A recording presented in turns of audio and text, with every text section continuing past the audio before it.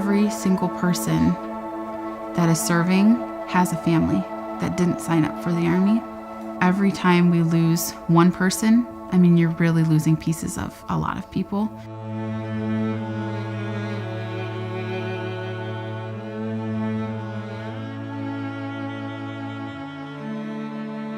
Jesse is the oldest sibling, and I am the middle sibling, just under a year difference, and then we have a younger sister who's also a year younger than me.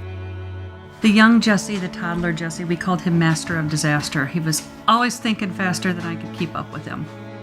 You had to be quick on your feet. I'm the oldest cousin. Jesse's 5 years younger than I am. He could touch anything and it would be like a tornado hit it. When he was in elementary school and middle school, he was always very intelligent. He would get Student of the Month, Student of the Year, just constantly winning awards. When he went into high school, it kind of turned into something that got him bullied. As a teenager, that's probably when I was most worried about him. He couldn't seem to find a place where he fit in. And when he finally found a group of kids that he fit in with, I wasn't the happiest mom in the world.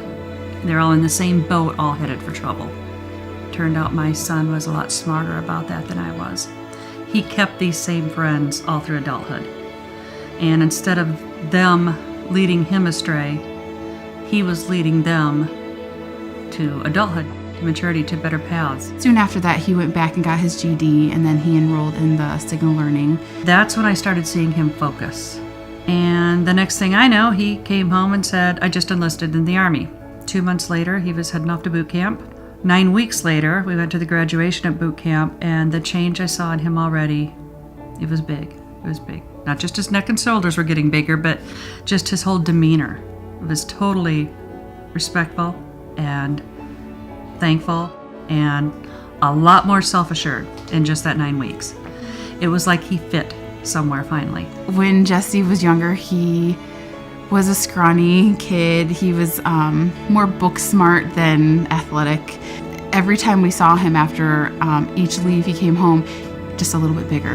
He liked to pose and be like he was this oversized, hulky superhero type guy, but he had a heart, huge heart, and he'd give anybody a hand up he could. Jesse did exactly what Mark Beeson always talks about. At one point, he had his feet pointed this way, and he was taking steps and going that way. And then he decided to turn and point his feet the other way and actually walk in the other direction. He knew what his end goal was, and he knew where he wanted to end up, and he just kept taking steps. When I first met him, he was coming out of his wild side. Just watching him grow every time he came home, he just really matured. You could just tell he was becoming a man. You know, he jumped rank at a rapid rate. They called him one of the best NCOs ever, which is a non-commissioned officer, and I'm not sure what that is, but I know he was leading people.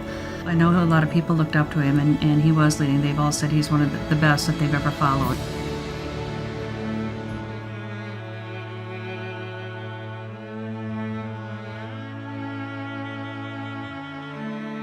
It is just like in the movies. There's this knock on the door. And I looked up, Sam had his hand out to me, and then I saw these two uniformed men, and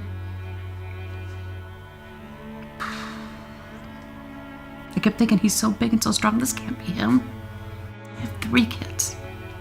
Jesse Rose Sandy, my whole life, Jesse Rose Sandy. Hardest thing in the world is calling my daughters. We got a phone call. Bill, I knew from his reaction, all he had to do was look at me and just say, that was Jesse's helicopter. And I just completely broke down. So to try to process in my brain, like, this is life now. He's not here anymore. Just didn't make sense. When we got to Mom's house, we came over here, and I remember she looked at me at one point and said, you know, it's moments like these that where we have to decide, like, we're gonna follow Christ or we're not. Like, this is one of those moments where you really have to decide, do you believe in him or don't you? If I did not have faith in God and his promises, we would not have got through this. So the first thing I thought of was Granger Community Church. I'd really like my church to help me say goodbye to him. The funeral is more than I ever thought it was going to be. I mean, everybody lined up down the streets and everything just to pay respects for him. It's a beautiful thing. During a hellish time. People were pulling over, saluting, little kids holding signs, American flags. It was just amazing, the support from the community. After seeing that, it just kind of renewed my my whole view of that. The way the community come together, the way they honored him, appreciated him, made me proud to be an American.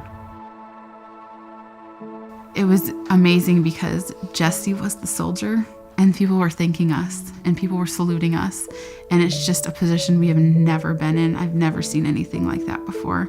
I was beginning to lose faith in this world, but there's more good people than bad. And I think I've met a big bunch of them. What I've learned from Jesse is to never turn your back on someone, never to stop giving a fellow man a hand up, no matter how many times you have to do it. I think that's why we're all here. I think he lived it better than I ever could hope to, but I'm going to try. I have no doubt we will meet up again one day. It's just lonely until then.